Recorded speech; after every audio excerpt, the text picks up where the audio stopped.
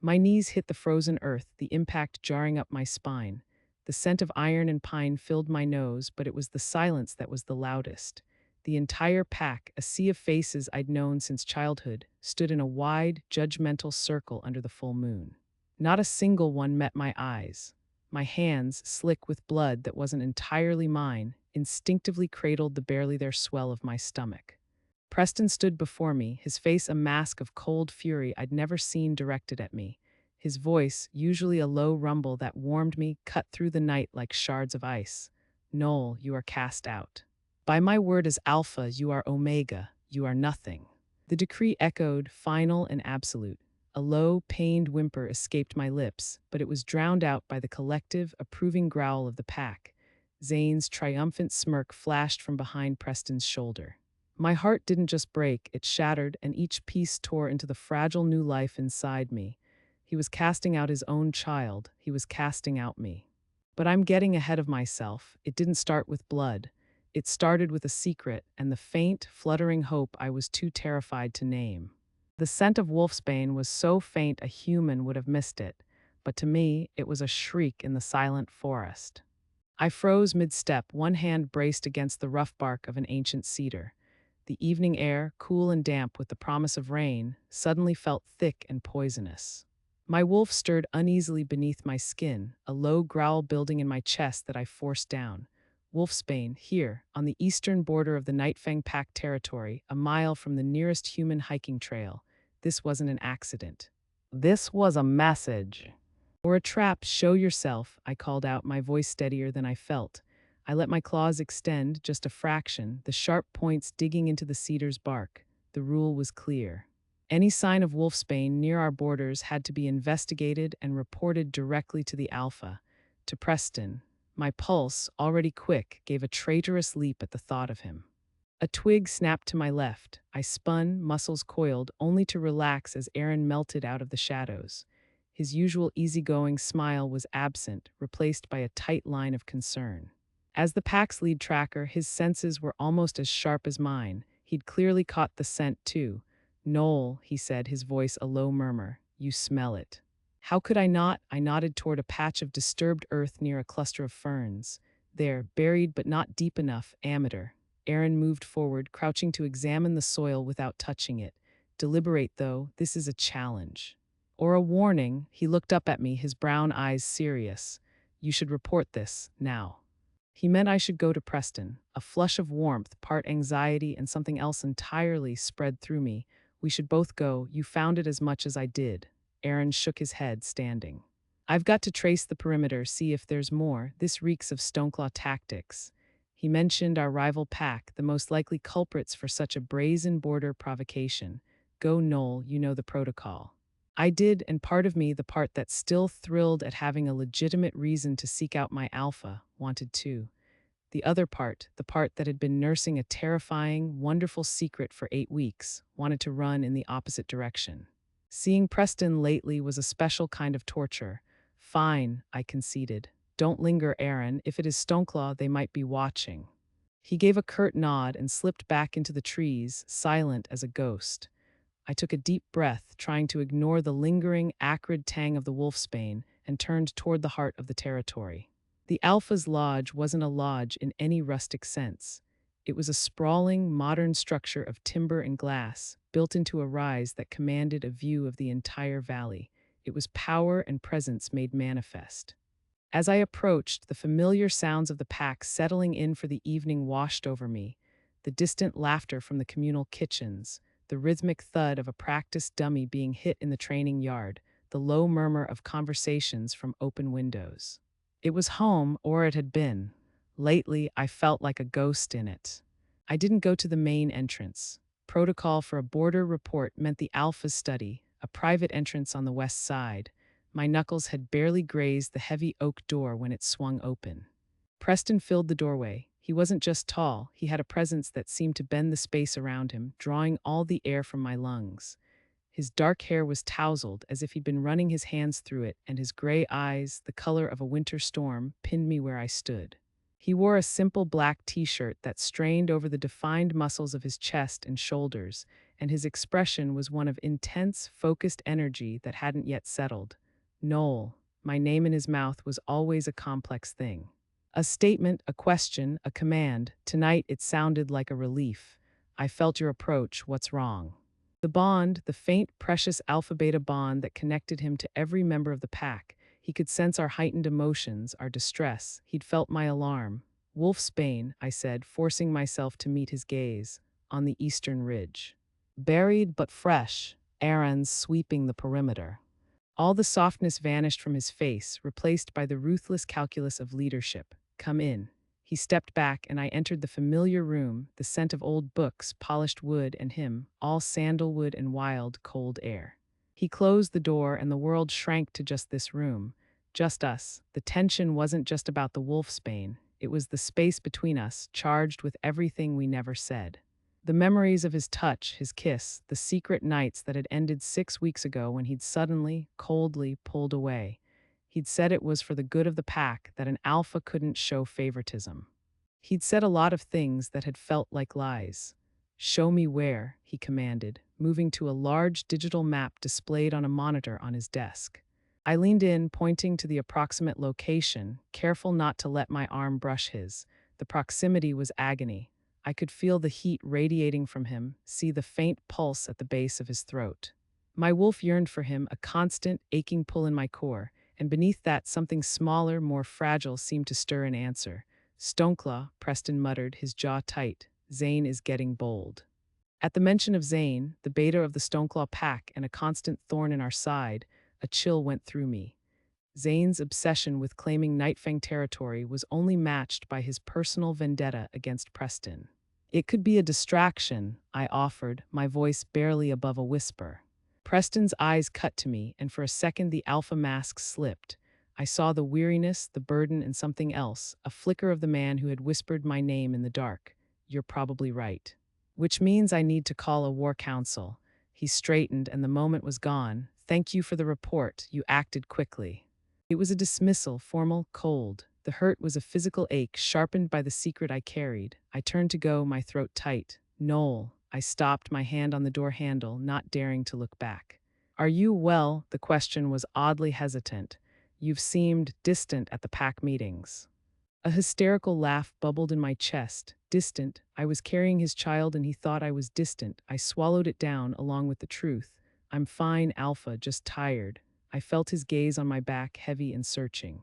Get some rest, then. Dismissed. I fled. The cool night air did nothing to calm the riot inside me. I needed to not be alone. I needed a voice that wasn't screaming with fear or longing. I found myself at the door of a small, neat cabin on the edge of the residential circle. Isabel opened the door before I could knock. Her sharp green eyes took me in, the slight tremor in my hands, the too bright look in my eyes, and she pulled me inside without a word. The cozy space was a balm smelling of dried herbs and the chamomile tea steeping on her stove. Isabel was our head healer, my oldest friend, and the only person in the world who knew my secret. You saw him, she stated, guiding me to a chair. Wolfsbane on the border, I had to report. I sank into the chair, my energy deserting me. And she pushed a warm mug into my hands. And he asked if I was well. He dismissed me. The words tasted like ash. Isabel, I can't keep doing this. I'm 8 weeks. People will start to notice soon. The scent will change. She knelt before me, her face grave. You have to tell him, Noelle, before the pack finds out another way, before Zane finds out. A perceived weakness in the Alpha's line, especially an unexpected one, she didn't finish. She didn't need to. An illegitimate pup from a pairing the Alpha had publicly forsaken would be seen as a vulnerability, a target. He doesn't want me, I whispered, the final devastating truth I'd been avoiding. He made that clear. This pup, he'll see it as a mistake, a liability. You don't know that, Isabel insisted, but her eyes were full of pity. Before I could answer, a howl pierced the night, not a warning, but a summoning. The deep, resonant tone could only be Preston's. It was a call for all senior pack members to gather immediately, the War Council. Go, Isabel said, helping me up. You have to be there, just stay near the back, breathe. The clearing in the center of the territory was already filling when I arrived. Torches cast a flickering, primal light over the assembled faces. I slipped into the shadows at the edge of the crowd, pulling my hood up. Preston stood on the raised stone dais, a figure of absolute authority. Zane's name was on everyone's lips, a growl underlying the murmurs. Preston's voice carried, clear and commanding, laying out the provocation, the evidence. He spoke of strength, of readiness, of defending what was ours. The pack responded, their energy building, a unified force of anger and loyalty. I watched him, my heart a mess of pride and despair. This was where he belonged. This was his true mate, the pack. Then his gaze swept the crowd. It passed over me, paused, and returned. Those storm-gray eyes locked onto mine, even from across the clearing, even in the dim light. His speech faltered for just a fraction of a second. He'd found me in the crowd. A jolt went through the bond, a surge of something hot and fierce and possessive that wasn't mine. It was his. Before I could process it, a new scent cut through the pine and torch smoke. Musk, aggression, and a hint of something metallic. Figures emerged from the tree line opposite the dais. Stoneclaw wolves. And at their front, smirking with open contempt, was Zane. He was all sharp angles and coiled menace, his blonde hair almost white in the torchlight. Preston, Zane's voice was a mockery of greeting. Calling a little meeting without inviting your neighbors, how rude. The Nightfang Pack shifted into defensive positions, growls erupting. Preston didn't move, but the air around him crackled with suppressed violence. You are trespassing, Zane. The wolfsbane was a child's prank. Did you come to apologize? Zane laughed, a sound without humor.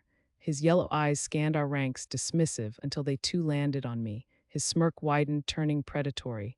Rumors travel, Preston, even through the trees. I hear your pack is unsettled. His gaze lingered on me, and an ice-cold dread pooled in my stomach. I hear there's a little secret growing in your midst. The world stopped, the roaring in my ears drowned out everything. He couldn't know, he couldn't. Preston took a step forward, a lethal quiet settling over him. Speak plainly, Zane, or get off my land. Zane's eyes glittered with malice. He pointed, a single accusatory finger stabbing directly through the crowd. At me. Ask your beta, Noelle, Zane shouted, his voice ringing with triumph. Ask her what she's hiding. Ask her why she smells of you, Alpha, and of new life. Or are you going to cast out your own pup before it can even draw breath? Every single head turned. Hundreds of eyes, wide with shock, then dawning understanding, then judgment, focused on me. The scent of my pregnancy, still subtle but unmistakable now under the spotlight of accusation, seemed to explode in the clearing. I saw the betrayal on Aaron's face, the shock on Isabel's, the horrified confusion of the pack. And Preston looked from Zane's triumphant face to mine. I saw the pieces crashing together in his eyes, my distance, my fatigue, Zane's claim. The storm in his eyes wasn't confusion, it was fury. A deep, personal, and utterly public betrayal. The cliff he stood on wasn't just stone anymore, it was the edge of my world, and I was already falling. The echo of his final word, leave, chased me into the trees. I didn't look back, I couldn't. The weight of 100 stares, of Preston's disgust, of Zane's triumph, was a physical shove between my shoulder blades, propelling me blindly into the dark. My feet, still in human form, carried me on a path my wolf's memory knew by heart. I didn't go to my cabin. I couldn't face the emptiness of a space that was no longer mine, that would be stripped clean by dawn. Instead, I went to the only place left that felt like a refuge, Isabel's. The clearing around her small cabin was silent, the herb gardens a muted silver in the moonlight. The door swung open before I could knock. Isabel stood there, her face pale, her eyes red-rimmed. She'd heard everything. Word traveled faster than a running wolf. She said nothing, just pulled me inside, shut the door, and wrapped me in a fierce, lavender-scented hug. I didn't cry. I felt frozen, hollowed out, as if the command had scooped out everything I was and left only a brittle shell. I have to go, I finally whispered into her shoulder, my voice raspy from disuse and unshed tears. I know, she murmured, pulling back to hold my face in her hands. Her healer's gaze scanned me, assessing the shock, the exhaustion. But not yet, not like this, sit. She guided me to her small table, pressing a mug of sweet, milky tea into my hands. The warmth was shocking. I realized I was ice cold. He meant it, I said, the words tasting like ash, every word. Preston is a fool, Isabel said, her voice low and vehement. A proud, terrified fool, he sees a threat instead of a blessing.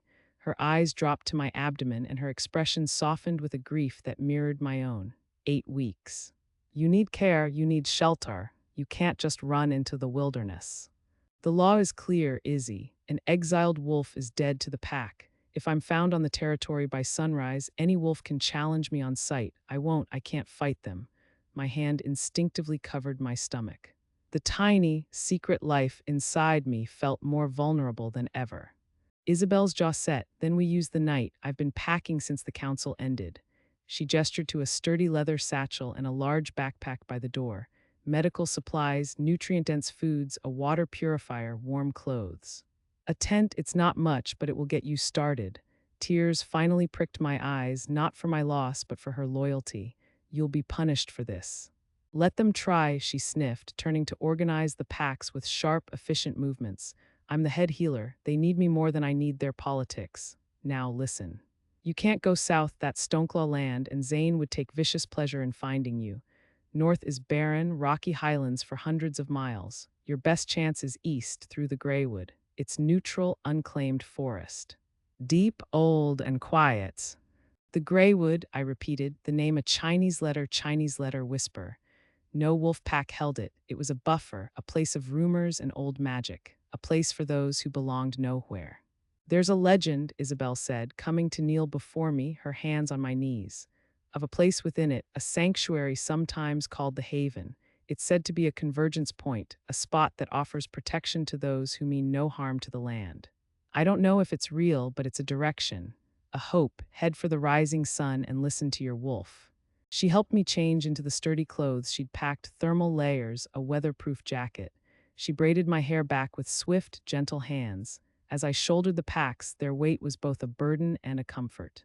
It was something to hold on to. At the door, she pressed a small, cold object into my palm. It was a silver whistle, intricately carved with healing runes. It's a healer's call. It makes a sound only a trained healer or a deeply injured wolf can hear. If you are in dire, dire need, use it. I will find you no matter what. I clutched it, words failing me. I pulled her into one last, desperate embrace. Thank you, my sister. Be safe, Noelle, for both of you. I slipped out the door and into the tree line. This time I let the shift take me. It was a relief to surrender to my wolf. The pain of the shift was a clean, sharp distraction from the howling void in my soul. On four paws, the world simplified. Fear, grief, betrayal, they were still there, but they were quieter, folded into the imperative of run, hide, survive. My silver-gray wolf melted into the shadows, the pack secured tightly to my form by Isabel's clever harness. I moved east, away from the heart of the territory, away from the lodge, away from the clearing that had witnessed my end. I kept to the deepest undergrowth, my senses stretched to their limits, tasting the air for any patrol. I caught distant scents, Aaron and others, but they were upwind, circling the central areas. They weren't looking for me yet. Preston's command would be obeyed. They would wait until dawn to hunt the trespasser I would become. The eastern border was not a fence, but a feeling, a gradual thinning of the pack's collective scent marks, a silence that was less peaceful and more empty. As the first hint of gray light touched the horizon, I passed the last faint trace of Nightfang. I paused, looking back through the trees. My wolf whined, a low sound of profound loss. This had been my home, my life, my loyalty. I turned my back on it. The Greywood lived up to its name. Ancient, towering trees with smooth gray bark created a canopy so thick the dawn light became a dim, greenish gloom. The air was cool and still, heavy with the scent of damp earth and decaying leaves. It was beautiful and utterly lonely. I traveled for hours, my pace steady but cautious. This was not my land. I was a guest, possibly an intruder. I listened to the forest, as Isabel had advised, trying to mute the screaming pain in my heart to hear whatever instinct might guide me. By midday, fatigue dragged at my paws. The emotional toll and the physical strain of the pregnancy were converging. I needed to rest, to drink, to think. I found a small, clear stream and shifted back to my human form with a groan. The cool water was a blessing. I ate some of the dried meat and fruit from Isabel's pack, forcing it down. As I sat by the stream, the reality crashed over me. I was alone, pregnant, exiled. I had no pack, no alpha, no title. I was prey in a world of predators. The sob that broke from me was ugly and raw, echoing slightly in the quiet woods. I cried for myself, for my child who would never know its pack, for the love I'd thought was real. I cried until my throat was sore and my eyes burned. It was in the quiet that followed the storm of tears that I felt it. A faint, strange pull, not a sound, not a scent. A vibration in the very ground, a subtle tug behind my navel. My wolf, dormant within, lifted her head. This way. I didn't question it. It was the first thing that had felt like guidance since the world ended. I shifted and followed the sensation, a quiet hum that grew stronger as I moved deeper into a part of the forest where the trees grew in strange, spiral patterns. The light took on a golden, dappled quality, though the canopy seemed no thinner. And then I saw it, a grove. In the center stood a massive, ancient oak, its trunk wider than any I'd ever seen.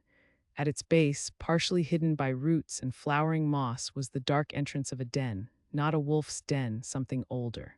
The air here was warm, still, and carried a faint, clean aroma like ozone after a storm. The pull was strongest here. This was the place, the haven. Cautiously, I approached the great tree. I shifted to human, kneading my hands. I placed a palm on the gnarled bark. A pulse of warmth, gentle and welcoming, radiated from it. It wasn't sentient, not exactly, but it was aware. This place accepted my presence. The den entrance led not to a burrow, but to a sheltered hollow formed by the roots, open to the sky where the tree's limbs cradled a patch of sunlight. It was dry, protected, and large enough for me in either form. It felt safe. For the first time in 24 hours, my shoulders relaxed slightly. I was unpacking the tent, deciding if I even needed it in this sheltered space when the forest sounds died, not the normal quiet of an animal sensing a predator. This was a complete, absolute silence. The birds stopped singing. The insects ceased their humming. The very leaves seemed to hold their breath. A moment later, the wind brought the scent. Wolf, but not any wolf. This scent was wild, deep, and powerful, layered with pine, cold stone, and a sharp, metallic edge like lightning. It was a scent that spoke of immense strength and absolute solitude. An alpha's scent, but unlike Preston's controlled, pack-bound dominance. This was raw, untamed, and it was closing in. My heart hammered against my ribs. I dropped the tent and shifted in a panic of movement, my silver-gray wolf standing stiff-legged in the hollow, facing the entrance. A low growl rumbled in my throat, purely defensive. A shadow blocked the light at the den's entrance. He was enormous, a wolf of pure, shadowy black with eyes that glowed like molten amber. He stood perfectly still, just outside the root-bound entrance, his head lowered as he stared into my sanctuary. His size dwarfed even Preston's impressive form. This was no pack wolf from a bordering territory. This was a lone wolf, a rogue alpha of legendary power. And he was currently staring directly at me, his unblinking amber eyes seeing everything, the exile's fear, the protective stance, the subtle, telling curve of my belly that even in wolf form I couldn't fully hide. He took one slow, deliberate step forward, crossing the threshold into the haven.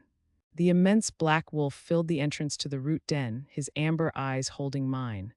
The silence he brought with him was absolute, a physical weight. I didn't move. I couldn't. My own wolf, weary and grieving, was a statue within me, caught between the primal urge to submit and the newer, fiercer instinct to protect the life in my belly. He stepped fully into the haven. The air shifted, charged with the scent of him, pine, cold stone, and the sharp, clean ozone of a lightning strike. It was a wild, untamed smell, nothing like the communal, mingled scent of a pack. It was pure, potent dominance without a title. He moved with a lethal, silent grace that made my own movements feel clumsy. His gaze swept over me, my half-unpacked satchel, the folded blanket from Isabel. It lingered on my midsection, where, even in wolf form, the subtle rounding was just beginning to be visible to a keen eye. A low, questioning rumble vibrated in his chest. It wasn't a growl, not quite. It was a sound of assessment. I forced a breath into my frozen lungs. He hasn't attacked. The haven let him in. That thought, more than anything, kept me from bolting. This place felt sentient, protective. If it had allowed this powerful, unknown rogue to enter, perhaps he meant no harm to the grove itself. But what did he mean for me? Slowly, deliberately, I lowered my head, tucking my tail. It was a display of non-aggression, of acknowledged submission to his obvious strength.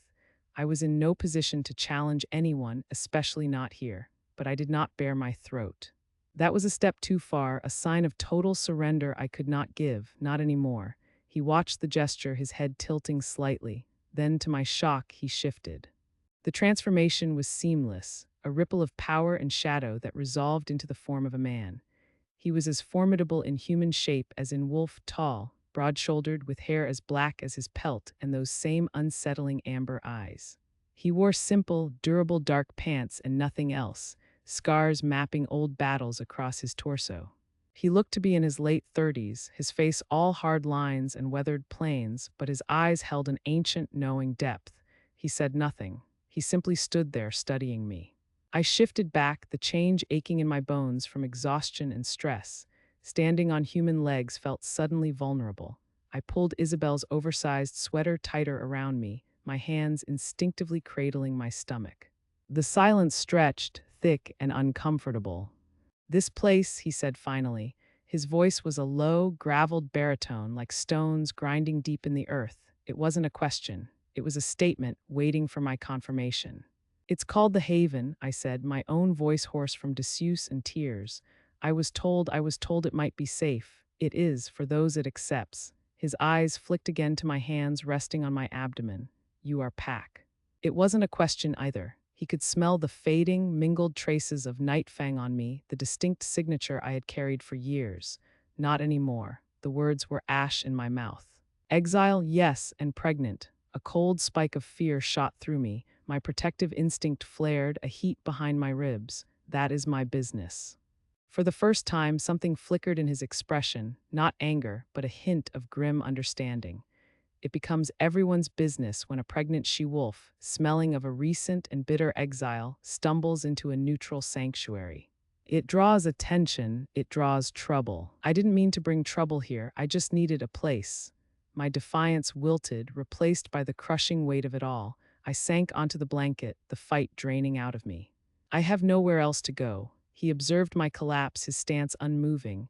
"Who is your Alpha?" The name was a wound. "Preston, of the Nightfang Pack." A muscle in his jaw tightened. "Preston." He said the name as if tasting something foul. He cast out his pregnant beta. The accuracy of his guess was startling. "How did you know I was beta?" "The way you hold yourself, even broken, the habit of authority is there, the residual scent of being second in command, and only a beta's exile would be this personal. A simple warrior would just be banished. You were made an example." He took a single, slow step closer, not threatening, but closing the space enough that his presence was overwhelming. "Is the child his?" I flinched. That was the core of the betrayal, the secret laid bare. I couldn't lie. The truth was probably written in every line of my face. "Yes." He let out a short, harsh breath that was almost a laugh but held no humor. "Fool." Casting out a piece of his own legacy, creating a vulnerability for his enemies to exploit. Weak. The venom in his tone when he said weak was startling. It wasn't just an observation, it was a condemnation. This rogue had a history with alphas, or at least with certain kinds of them. "Why are you here?" I asked, finding a sliver of courage. "This is a sanctuary. Do you live here?" "I pass through. The Haven is a crossroads, a convergence point. I feel its call when I am near." He finally moved, not towards me, but to the massive trunk of the oak, placing a palm against the bark as if listening. It called strongly this time. "Now I see why. A storm is brewing around you, little exile. The silence of the greywood is about to be shattered." "What do you mean?" "Your old pack is in turmoil. Your rival pack smells blood in the water. A pregnant, cast-out beta is a significant piece taken off the board. They will move soon, and they will look for you." "Not out of concern," he added, seeing the hopeless spark in my eyes. "To tie up loose ends, to ensure you cannot become a symbol or a tool for their enemies. Preston will want you silenced to save his pride." Isabel's warning echoed in my mind. "They might send trackers." I felt sick. "I can't run anymore, not today." He looked at me, really looked, taking in the dark circles under my eyes, the tremor in my hands, the utter exhaustion in my posture. "No, you cannot." To my utter astonishment, he walked to the opposite side of the den entrance and sat down, his back against the roots, facing outward. He was positioning himself as a sentry. "What are you doing?" I whispered. "The Haven accepted you. It accepted me. That creates a temporary truce, a responsibility." He glanced over his shoulder, those amber eyes glowing faintly in the dim light. "Sleep. You are no good to your pup dead on your feet." "I will listen to the forest." It was an offer of protection, but not alliance. A truce, as he said, My mind screamed not to trust him, this dangerous, unknown rogue, but my body and my wolf were screaming louder for rest. The Haven's peace was still there, weaving around his formidable presence, not repelling it. And he was right. If I didn't sleep, I would collapse. Torn, I finally lay down on the blanket, curling on my side so I could see him. My eyelids were leaden. "I'm Noel," I said into the quiet. He was silent for so long I thought he wouldn't answer. Then the word came, low and final, like a stone dropping into deep water. Kale. I slept. It wasn't peaceful. It was a black, dreamless void of utter depletion. When I stirred, hours later, the light in the grove had changed to the soft gold of late afternoon. For a disoriented moment, I was back in my own bed in the Nightfang barracks. Then the scent of pine and ozone hit me, and memory crashed back. Kale was still there. He was in wolf form again, a dark statue at the entrance, his ears pricked forward, listening to the distant woods. As I sat up, he turned his head, gave me one swift glance, then looked back out. His vigilance was both comforting and terrifying. I ate some of the dried meat and fruit from Isabel's pack, drank from the clear spring that trickled near the oak's roots. The food stayed down. For the first time in days, I felt a faint, steady thrum of strength returning. The pup within me felt calm, safe. "Thank you," I said, my voice still rough. He shifted back, the process just as effortless. "You needed it." "Why are you still here?" I had to ask. "The truce you could have left." "Curiosity," he said bluntly, "and the storm hasn't broken yet. It's closer, though. How can you tell? The wind carries whispers." "The borderlands are restless." He stood, stretching with a predator's looseness. "You cannot stay here forever, Noel." I know the thought of leaving this protective grove was a new kind of dread. But where can I go? I'm marked. Any pack territory I enter, I'll be challenged or forced to submit. A lone female, pregnant, I'd be seen as weak. As prey, the reality of my future was a desolate, empty plain. Kale turned to face me fully. There are other ways to live, not as pack, not as prey. As a rogue, I couldn't keep the disbelief from my voice. "Like you, is the idea so repulsive?" There was a sharp edge to his tone now. "I've only ever known pack, the structure, the bonds." "The betrayal," he finished coldly. "The politics, the blind obedience to a weak alpha who would throw his own child to the wolves to save face." He took a step toward me, his intensity like a force field. "You speak of bonds. What bond is stronger than the one you now carry? That is your pack. That is your priority. Everything else is an echo."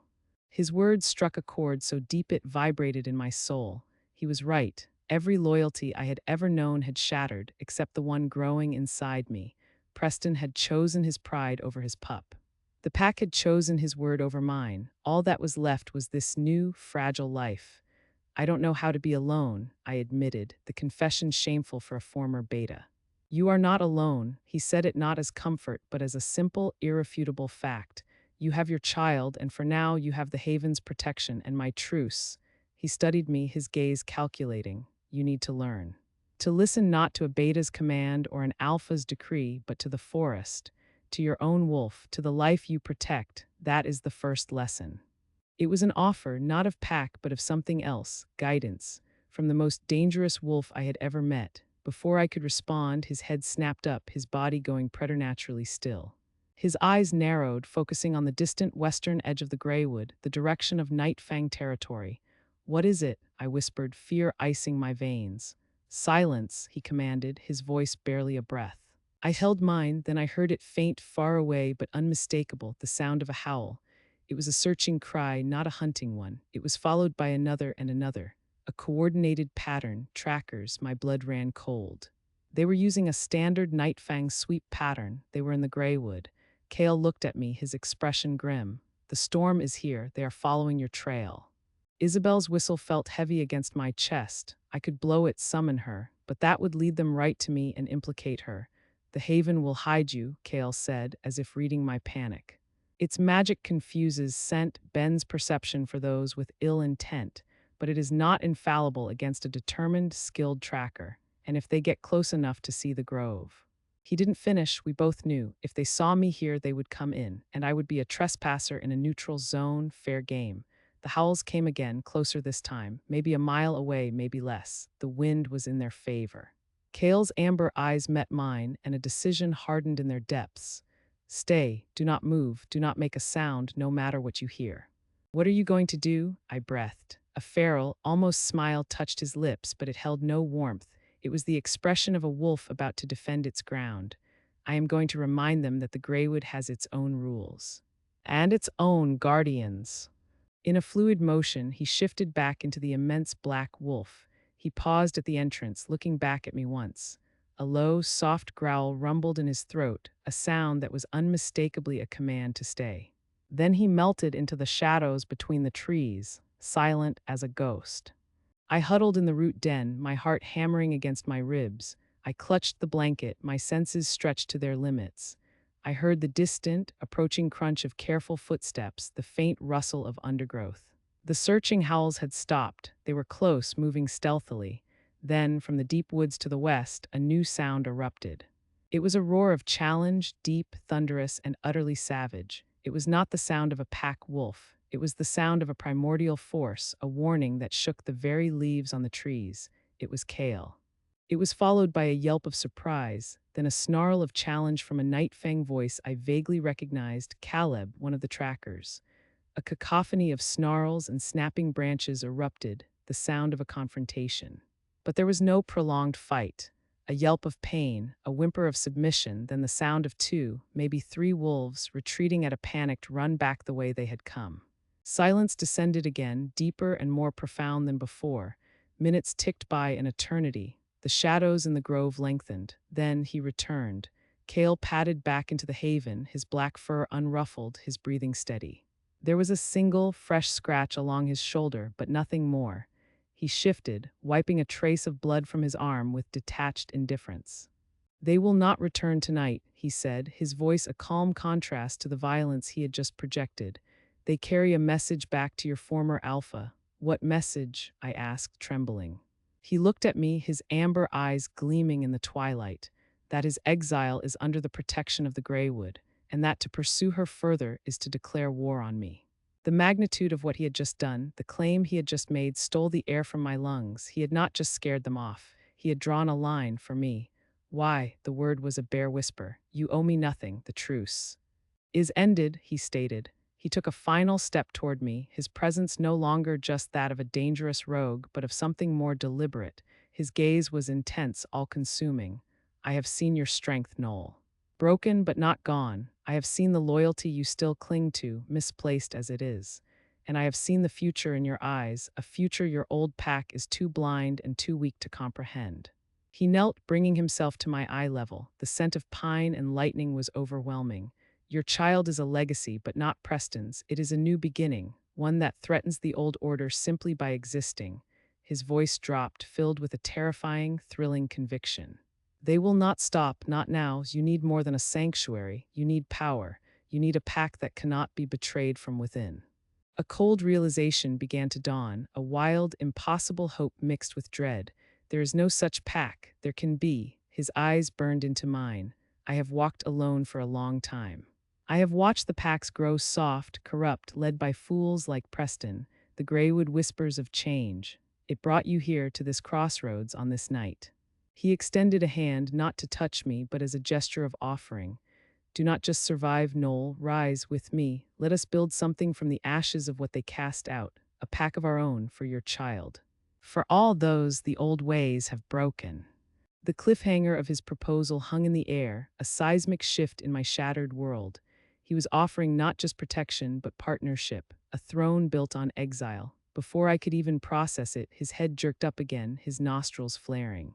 His eyes narrowed, not with anger, but with sharp, new alertness. "What now?" I asked, my voice trembling. He rose slowly to his feet, looking east, deeper into the uncharted depths of the Greywood. His expression was one of deep, wary recognition. Another scent, not Nightfang. Not Stoneclaw. He turned his glowing amber gaze back to me, the revelation in his eyes turning his impossible offer into something even more complex and dangerous. "Old, very old, and it is not following your trail, Noelle." He paused, the next words landing with the weight of a prophecy. "It is following mine." The silence after Kale's words was absolute and far more terrifying than the snarls of the trackers. An ancient threat, one that was following him. He didn't move, his massive black form a statue of alert tension. his amber eyes fixed on the dense wall of trees beyond the haven's protective border. The scent he'd mentioned, pine, cold stone, and the ozone of lightning, seemed to sharpen around him, charged with a new, predatory focus. It wasn't fear I smelled on him, it was recognition, and a deep, simmering rage. "What is it?" I whispered, my own muscles coiling, the instinct to shift prickling beneath my skin. My human form felt unbearably vulnerable. "A consequence," he said, his voice a low rumble that didn't carry beyond the roots of our oak. "Of a past I thought was buried. It seems my presence here has drawn attention, a different kind." He finally turned his head, his gaze slicing back to me. The intensity of his offer to build a pack still hung between us, now shadowed by this new danger. "The calculus has changed, Noel. The trackers were a simple problem. This is not. Staying here is no longer an option for either of us." "Where can we go?" The "we" fell from my lips before I could stop it, a tacit acceptance of our temporary, terrifying alliance. The haven's warmth still thrummed around us, but it felt fragile now, a glass dome about to crack. "Deeper into the heart of the graywood, there are places even the old tales avoid." He paced a tight circle, a restless, powerful motion. "We move at dusk. The fading light will mask our trail, and most predators are still waking. You will need your strength. Eat." He nudged the remains of the rabbit he'd caught for me earlier with his snout. The meat was cold, but I forced it down, my mind racing. An ancient threat on his trail. What had this wolf done or been to attract such a thing? The protection he offered suddenly seemed like a double-edged sword. He was a shield, but one that drew arrows. As the sun began its descent, bleeding gold and violet through the ancient canopy, Kale shifted. The transformation was seamless, a ripple of dark energy that resolved into the form of a man. He was as imposing on two legs as on four, tall, broad-shouldered, with a stern, weathered face and those same piercing amber eyes. He wore simple, durable dark clothes that seemed to drink the light. He didn't look at me as he gathered a few things from a small, hidden crevice in the oak's roots, a worn leather satchel, a canteen. "Can you run?" he asked, his back to me. I placed a hand on my stomach, the subtle curve still hidden by my borrowed clothes. "I have to, then keep up." He said it not as a challenge, but a stark fact. I shifted, the world sharpened into scents and sounds, the comforting weight of my gray fur a second skin. The exhaustion was still there, a dull ache in my bones, but the primal alertness that came with the wolf form pushed it back. Kale shifted again, a silent explosion of power, and the immense black wolf stood before me. He gave a short, sharp jerk of his head toward the deepest, darkest part of the woods, and then he was moving. He set a punishing pace, but not an impossible one. It was a pace designed for endurance and stealth, weaving through the ancient trunks, paws silent on the thick moss. I followed, my senses stretched taut. I could smell the Nightfang tracker's fading fierce scent, the sharp tang of Kale's unique signature, and beneath it all, something else.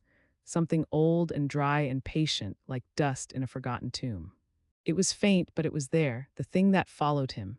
We ran for what felt like hours, the forest growing stranger. The trees were gnarled and twisted, their bark silvered like bone in the moonlight that finally pierced the leaves. The silence here was profound, not peaceful but watchful. No birds called, no small creatures scurried. It was a land holding its breath. Kale slowed finally beside a fast-moving stream that cut through a ravine. The water was black and silver, chattering over smooth stones. "Drink," he mind-linked, the connection crisp and clear.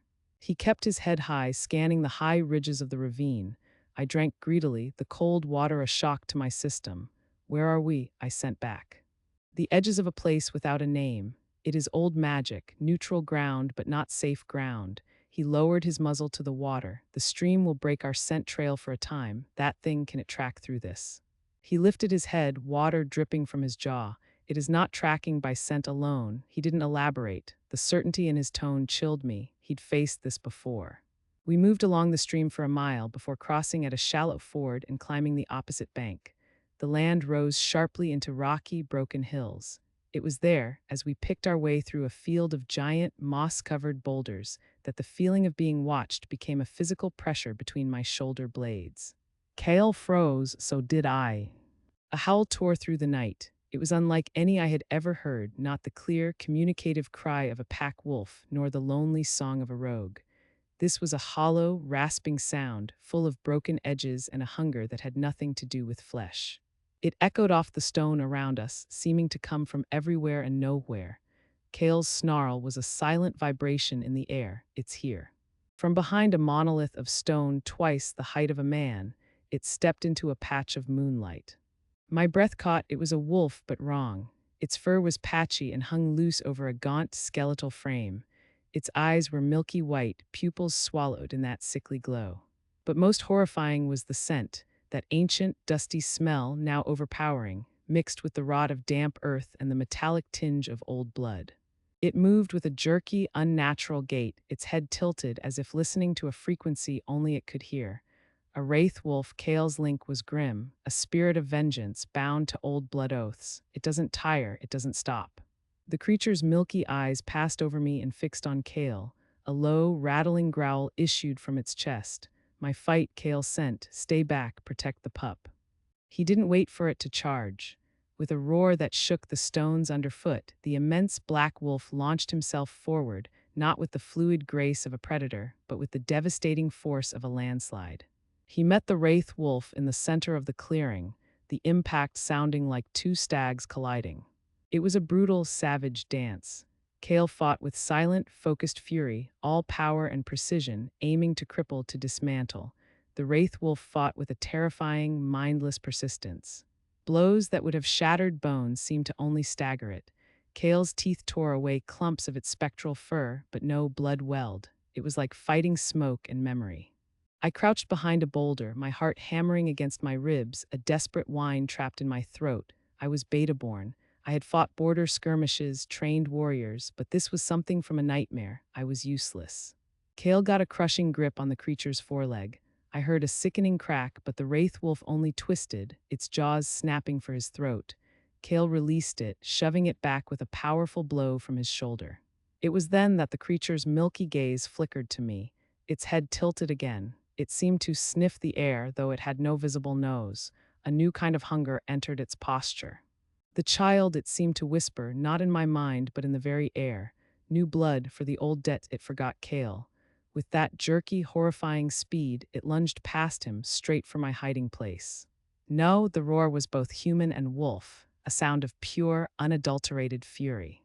Kale moved faster than I thought possible. He didn't intercept it. He leaped over it, landing between the wraith wolf and me in a crouch of absolute defiance. As the creature closed in, Kale did something I'd never seen. He didn't bite or slash. He bowed his head, a pulse of raw, dark energy, the scent of lightning and deep earth erupting from him in a visible wave. The energy struck the wraith wolf. It shrieked, a sound that scraped at my soul. For a second, its form wavered, becoming translucent, insubstantial.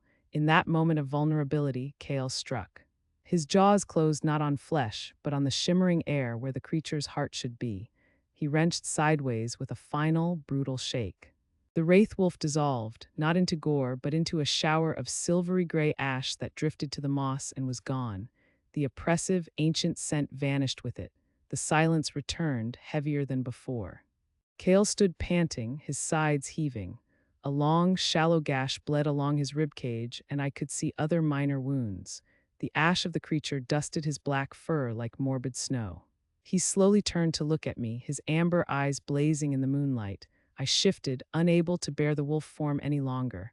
What was that? I gasped, trembling from head to foot.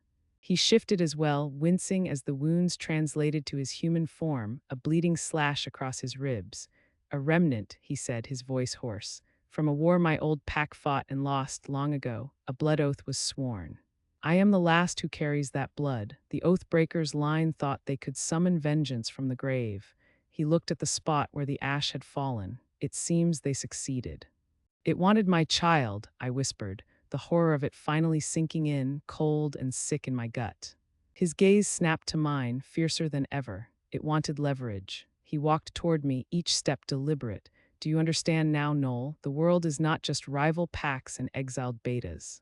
There are older hatreds, deeper magics. You cannot hide from them alone. He stopped before me. You need a pack, a true one, not built on lies and politics, but on survival. He was offering it again, not just protection, but partnership. In the face of a horror that wanted my unborn child as a weapon in an ancient feud, the offer wasn't just staggering. It was the only lifeline in a suddenly bottomless sea. I opened my mouth, my mind a whirl of fear, gratitude, and a dawning, desperate resolve. Before I could speak, his head jerked up. He wasn't looking at the ravine or the stones. He was looking east, back the way we had come. A new howl rose on the wind, then another, and another. Clear, coordinated hunting cries, not the hollow rasp of a wraith wolf. These were living, breathing wolves, a lot of them. Kale's face hardened into a mask of cold fury. Preston, he growled. The howls grew closer, weaving together into an unmistakable chorus. It was the full-throated cry of the Nightfang Pack hunt. They weren't just tracking me anymore. They were coming for war. The howls didn't fade. They multiplied, weaving into a net of sound that was closing around the rocky hills. Preston, the entire hunt. War had been called, and I was the prize. Kale was on his feet before the last echo died. Blood matted the fur along his shoulder, but his stance was rigid, ears swiveling as he mapped the approaching pack. The raw, scorched scent of his power still hung in the air, mixing with the vile dust of the vanished wraith wolf. "They're converging from the west and south," I said, my own senses stretching until they ached. The fatigue from the fight and the relentless pace of the last 2 days was a laid weight in my bones, but the new, sharper terror burned it away. It's cutting off the route back to the deeper graywood. "He's not taking chances this time," Kale rumbled, shifting back to his human form with a wince. The gashes on his shoulder were deep, but already the edges were knitting together. His amber eyes glowed in the twilight. "A full hunt party, moving fast. He wants this ended before moon high." He looked at me, and the offer he'd made in the haven was no longer a proposition. It was a battle plan. "We run east. There's a place beyond the old magic grounds, a canyon system. It's treacherous but defensible. They can't bring their full numbers to bear there." "And if it's a dead end?" I asked, pushing myself up. My muscles screamed in protest, and a flutter of movement low in my belly made me press a hand there instinctively. "Not now. Be strong, little one, just a little longer." "Then we make our stand there," he said, his voice final. "But running into their teeth here is suicide. You know their formations. You helped design them." He was right. Preston would use a pincer movement, driving us into a kill zone with the laid warriors. My mind, the beta's mind I'd tried to silence, snapped back into focus, calculating vectors and weaknesses. "The eastern push will be lighter. He'll expect us to break north toward neutral human lands. He'll wait the flank there." A grim smile touched Kale's lips, then we disappoint him. We ran, not as wolf and human, but both in our wolf forms. It was faster, and the forest accepted us more readily this way. Kale took the lead, his black form a silent shadow against the darkening rocks. I followed, my silver-gray coat feeling like a beacon. Every rustle in the undergrowth, every distant snap of a twig sent jolts of adrenaline through me. The howls had ceased, which was worse. It meant they were in silent pursuit mode, fanning out, communicating through scent and gesture. The terrain grew rougher, the moss-covered boulders giving way to sharp, scree-covered slopes. We were leaving the damp, watchful silence of the old magic grounds for something older and more brutal. The air grew drier, colder. I could hear the distant rush of water, not the gentle stream from before, but a roaring torrent. Kale led us along a narrow game trail that skirted a sheer drop. Below, a river churned, white and violent. The path was barely the width of a wolf. I kept my eyes fixed on his hindquarters, my breath coming in short, sharp pants. The weight I carried shifted my center of gravity, making the precipice feel like a living thing trying to pull me in. "I am not prey," I chanted to myself. "I am a beta. I am a mother. I am something new." We reached a ledge, and he shifted, pressing his back against the cold stone wall. I followed suit, the human world rushing back with its myriad of aches. He pointed downriver, where the cliffs seemed to split apart. "There, the entrance to the Serpent's Canyons. Once inside, we have the advantage." "Preston won't follow blindly. He'll send scouts." "Let him," Kale said, his gaze scanning the way we'd come. "The canyon has its own guardians, rockfalls, illusions. It doesn't like crowds." The sound of dislodged pebbles above us made us both freeze, not from our path from the cliff top.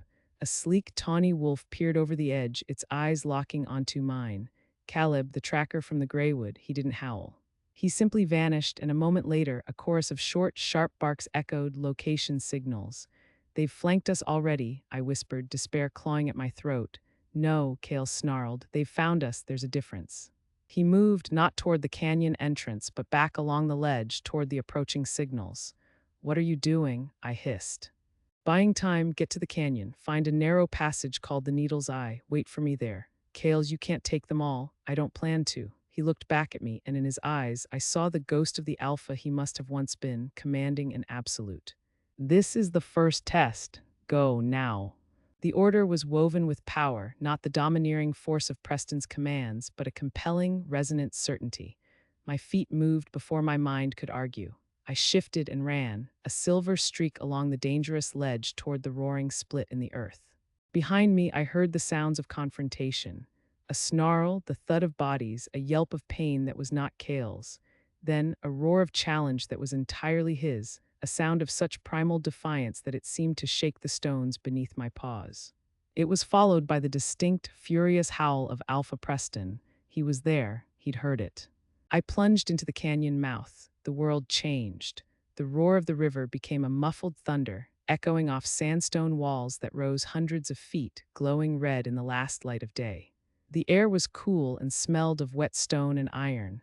The path forked almost immediately. Find the Needle's Eye. I chose the left fork, the narrower one. It twisted and turned, the walls pressing in until my fur brushed stone on both sides. The sounds of the fight were gone, swallowed by the labyrinth. I ran until my lungs burned, then slowed to a trot, then a walk. The silence was profound, broken only by the drip of water and the distant, eternal rush of the underground river. I found it not by sight but by feel. A cold, steady draft blew from a crack in the canyon wall. It was no wider than my shoulders in human form, the Needle's Eye. I shifted back, shivering in the sudden chill, and squeezed inside. It opened into a small, hidden chamber, a natural vault with a sandy floor and a pool of clear, still water fed by a trickle from above. A shaft of moonlight, pale and weak, found its way down from some crack high above. It was a defensible coffin. I sank down by the pool, drinking greedily. The adrenaline was ebbing, leaving a void filled with trembling exhaustion and a deep, throbbing fear. I waited. Minutes bled into an hour. The shaft of moonlight moved across the sandy floor. Had they killed him, had Preston in his rage simply overwhelmed the lone rogue? The thought was a cold stone in my gut. Kale was powerful, ancient, but he was one. Against the coordinated might of the Nightfang hunt, even he's. A scent reached me, blood, pine, cold stone, and lightning. I was on my feet, my back to the wall, before he even entered. He came through the crack in human form, moving stiffly. Fresh blood, dark and wet, soaked through the makeshift bandage on his shoulder and streaked his side. A long, shallow gash marred his cheekbone, but he was alive.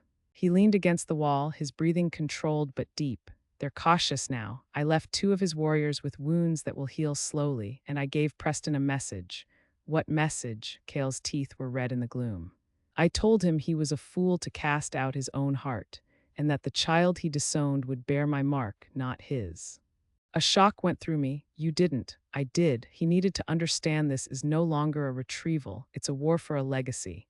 He slid down the wall to sit opposite me, his eyes never leaving mine. They won't storm the canyons tonight. He'll regroup, tend to his wounded, and plan. He's an alpha, but he's a cautious strategist. You know this. He'll try to flush us out, not come in blindly. I did know it. It was the same reason our pack had thrived under him. The same reason his betrayal had been so meticulously cold. It gives us one night. It gives us a chance, he corrected. He gestured to the pool. Drink more, rest. I'll keep watch. But I couldn't rest. The words hung in the air between us. The child would bear my mark. What did you mean by that? My voice was quiet in the hollow space. You propose a pack, an alliance, not that. He was silent for a long time, studying me. The glow in his amber eyes was like banked coals. When I offer to be your alpha, Noelle, it is not a political arrangement. A pack is bound by blood and spirit. The mark is a choice, a vow. For you, for the child when it is old enough to choose. It is a promise of protection, of belonging. He tilted his head.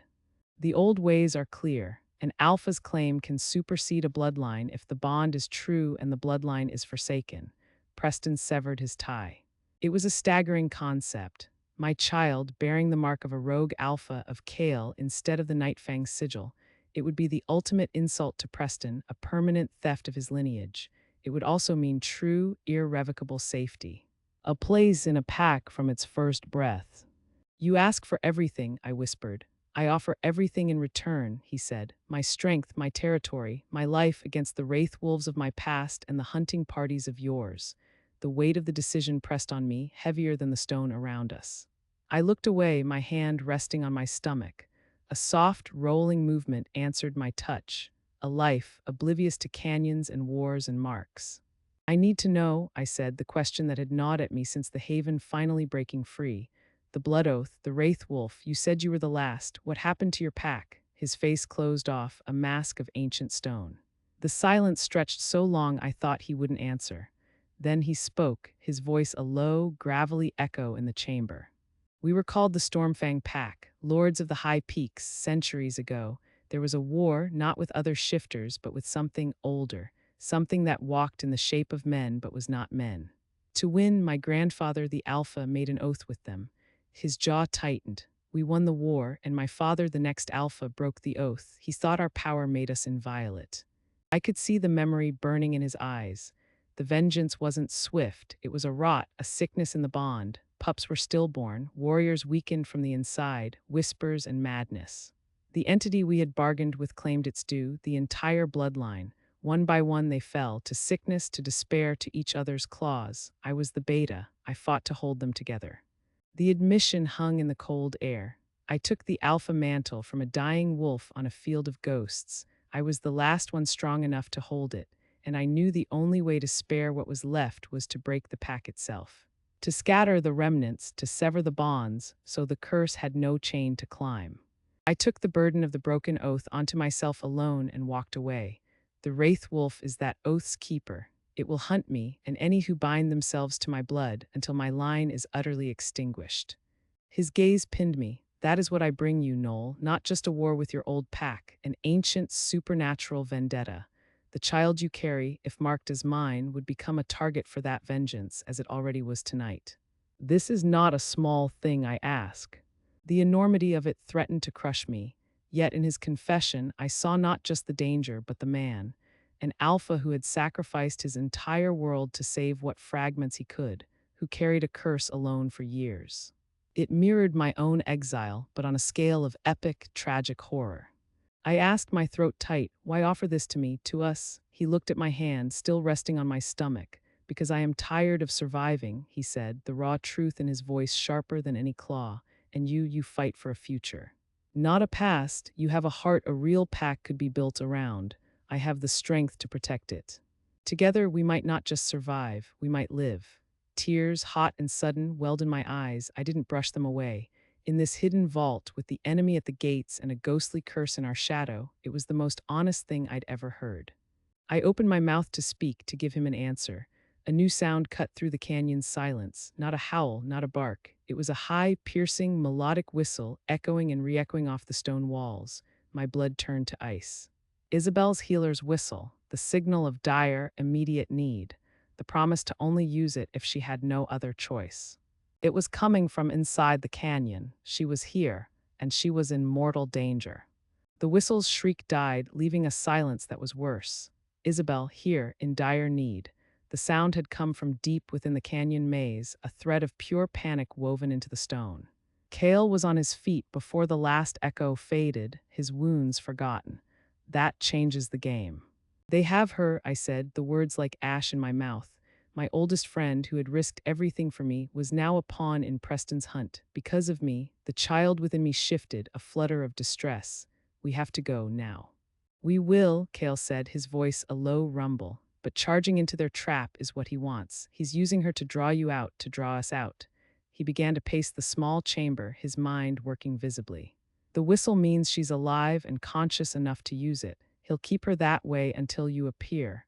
The logic was sound, but it was ice in my veins. Every second we wait is a second we use to plan, he finished, stopping before me.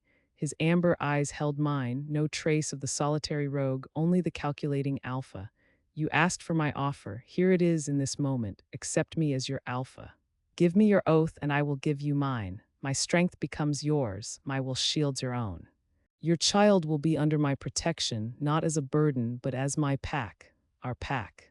The air left my lungs. This wasn't a proposal in a safe grove. This was a battle vow. To accept was to tie my fate and my child's irrevocably to his, to his strength, his curse, his war.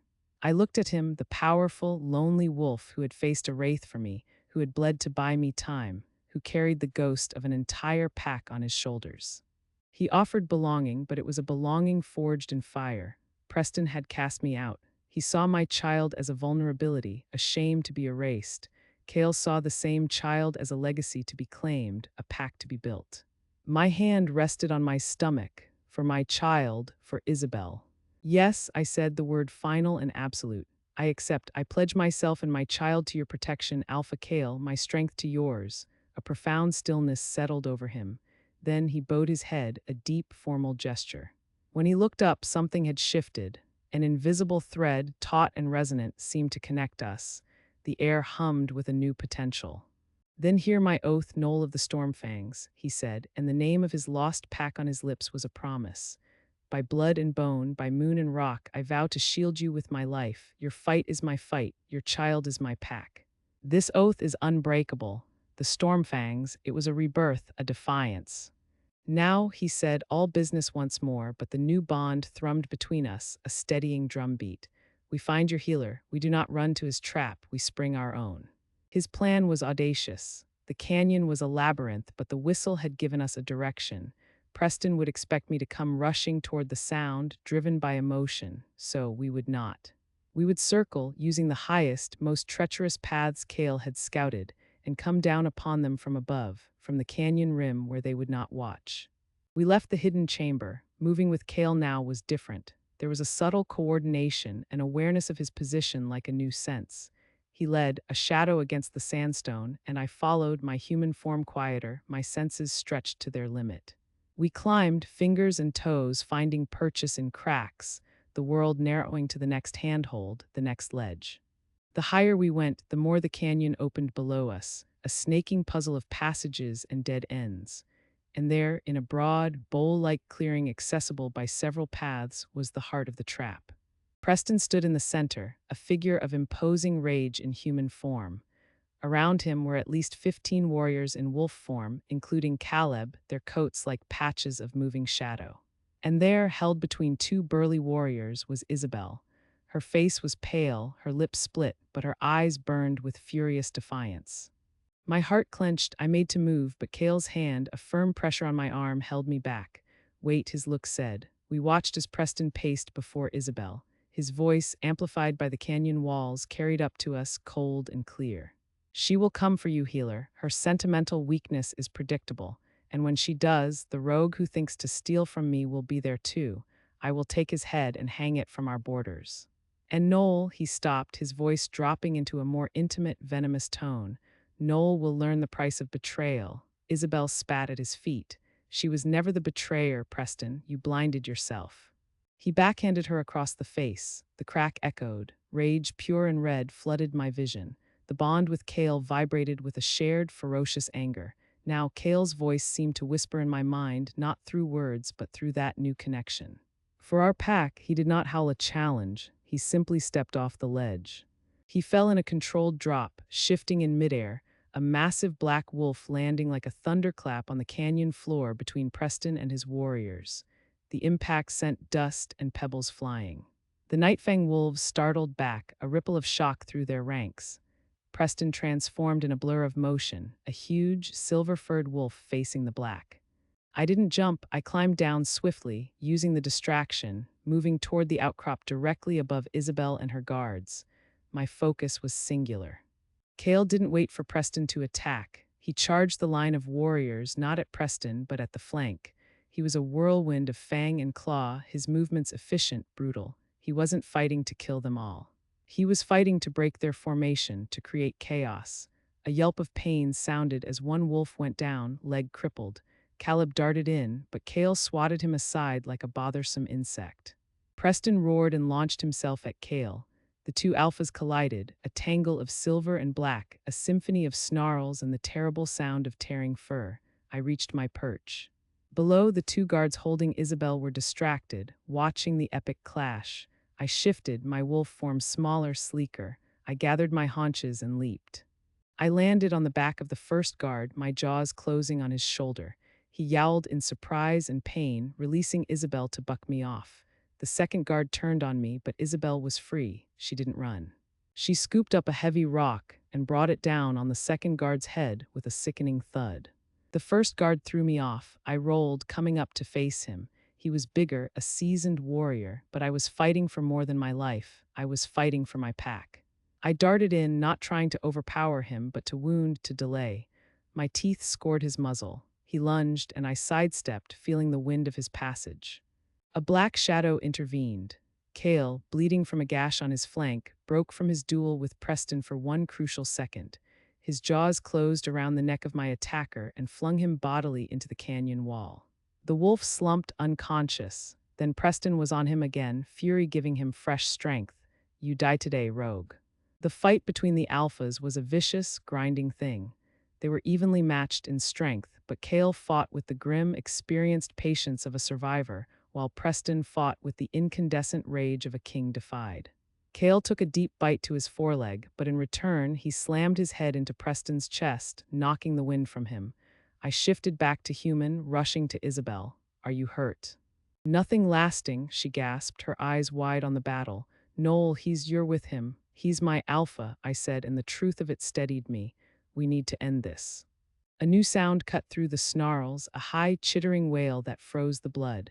From a narrow side canyon, a gaunt, skeletal form emerged, the wraith wolf. Its milky eyes were fixed on Kale, but as it entered the clearing, its head swiveled toward me, toward my stomach. New blood. Preston and Kale broke apart, both panting, bleeding, facing this new, greater threat.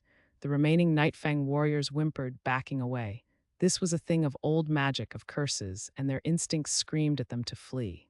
The wraith wolf ignored them all. It paced toward Kale, its movement unnervingly fluid. Oathbreaker's blood, it hissed, the sound like dry leaves. The debt is owed. Kale stood his ground, a black sentinel. The debt is mine. The child is not of my bloodline. It is under my protection. You have no claim. The new blood calls, it whispered, its gaze sliding to me. It will serve as anchor or as forfeit. It lunged, not at Kale, but past him, a streak of dust and bone aimed directly at me. Everything happened at once. Kale moved to intercept. Preston, seeing an opening, moved to strike at Kale's exposed back, and I saw it all unfold with a terrible, crystal clarity. I didn't think, I acted. I shifted and sprang, not away but forward, placing myself between the charging wraith wolf and the path to Kale's back.